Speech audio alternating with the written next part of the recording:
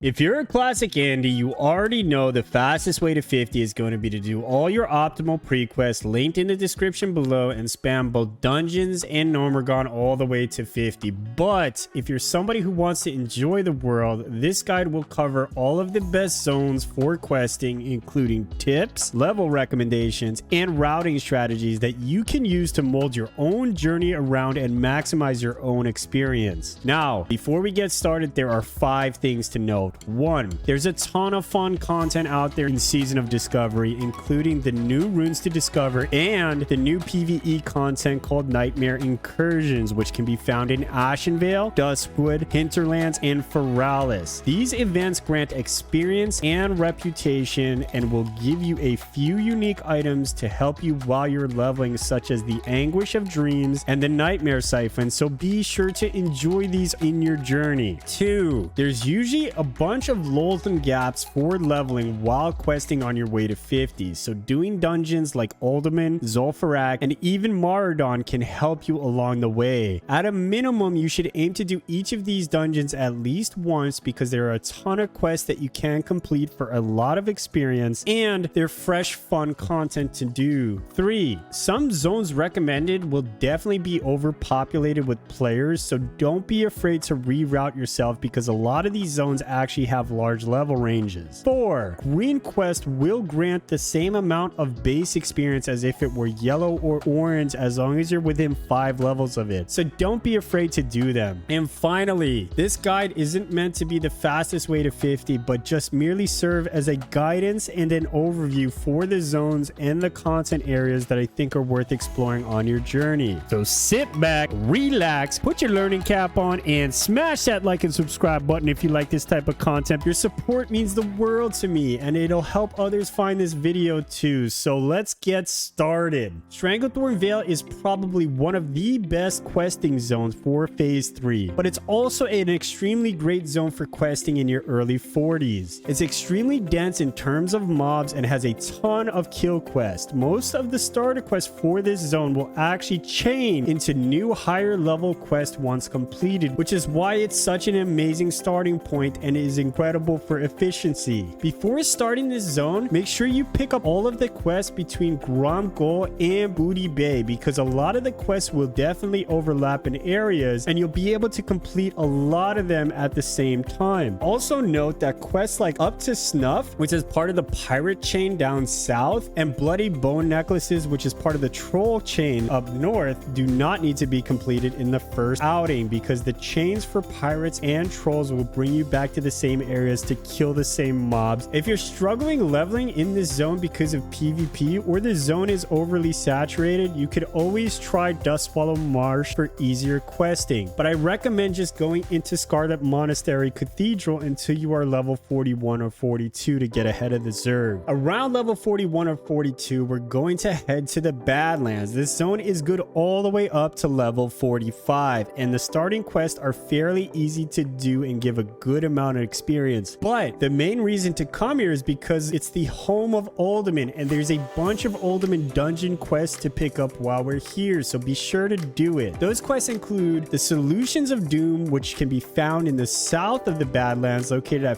5176. Power Stones, which is in the center of the Badlands, located at 4252. Platinum Disc, which you actually get within the dungeon itself at the very end for completing it, and there's between 3 and 5 different Alliance and Horde quests depending on your faction that I linked in the description below if you're curious on picking them up. Now, if you're a Horde, I'd stay here until about level 42 to 43 before heading over to the Swamp of Sorrows. This will be the next best place to level. Hostile mobs are spread out, but the mob density is fairly high, so the odds of aggroing something is very likely. Be wary of the higher level mobs found around the Pools of Tears where the new raid Sunken Temple, aka the Temple of Atal Hakar, is located. There's also a big elite dragon patrolling around the eastern pools, so be very careful. If you're herbalism and you're looking for blindweed, this is one of the only regions where you can gather it, and it can be a very profitable item going into phase 3. Next up is going to be Dustwallow Marsh. It's a decent zone for early leveling between levels 35 and 45, but the sweet spot for this zone is going to be around 42. As a note, there is a quest called Tiara of the Deep, which actually is one of the dungeon quests for Zul'Farrak that you can grab in the southern end of this zone while you're here. This zone has a decent mix of lower and higher level quests scattered throughout the northern end of the zone, but most of the quests are chains, so it's not the most efficient for leveling. I typically only do this zone if there's a dry spell of quests from other zones, or if I'm struggling being ganked in a PvP hotspot like STV. Around 44 to 45, you should be entering Tanaris, which is one of my favorite zones for questing in the mid 40s, and actually contains the entrance to one of the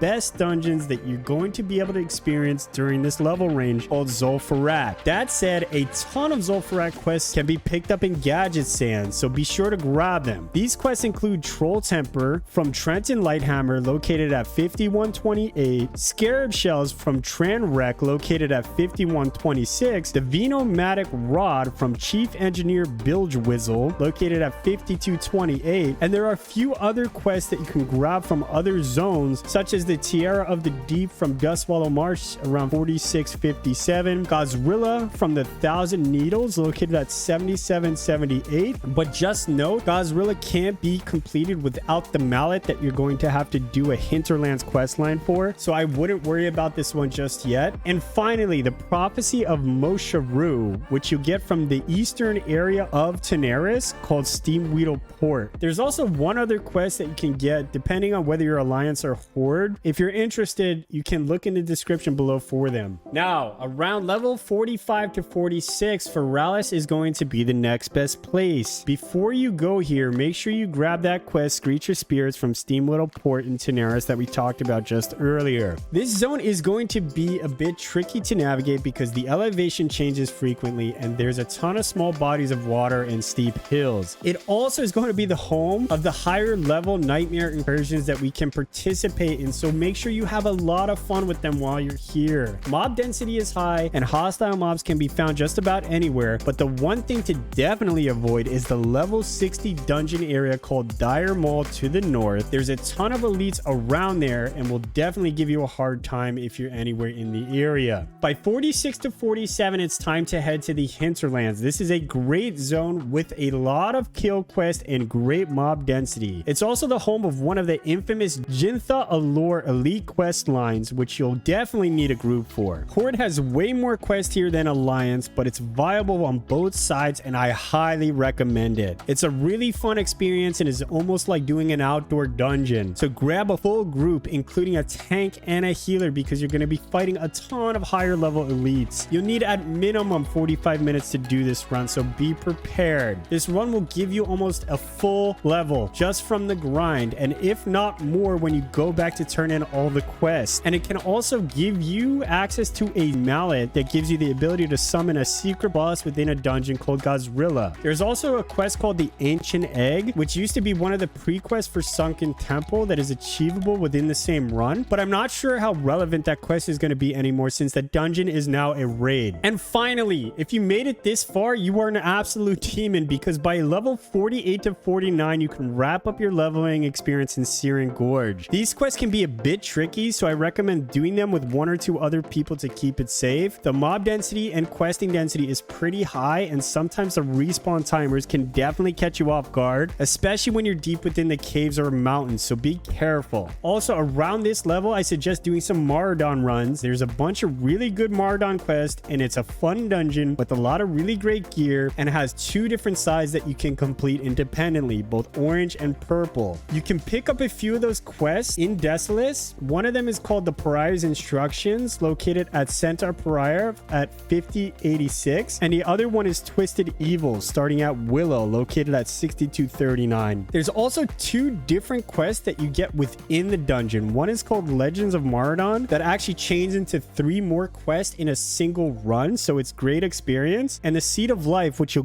get from the final boss after killing Princess Theradress. There's also 3 different quests for both Alliance and Horde that can be grabbed, but they start at different spots. One is called Shadow Shard Fragments, one is called Vile Sun Corruption, and the other one is called Corruption of the Earth and Seed. Now, if you plan to prepare for this ahead of time, STV is a great zone to pre-quest, and make sure you're going to each of the 8 zones to get the flight pass before starting your journey. And don't be pressured to rush through through content just to get to max level. Classic is all about the leveling experience, and there's a ton to explore and discover along the way. And finally, do not be afraid to smash that like and subscribe button. Your support really does mean the world to me, and it helps me to understand what type of content to make for you. Happy adventuring, and I will see you in the next video.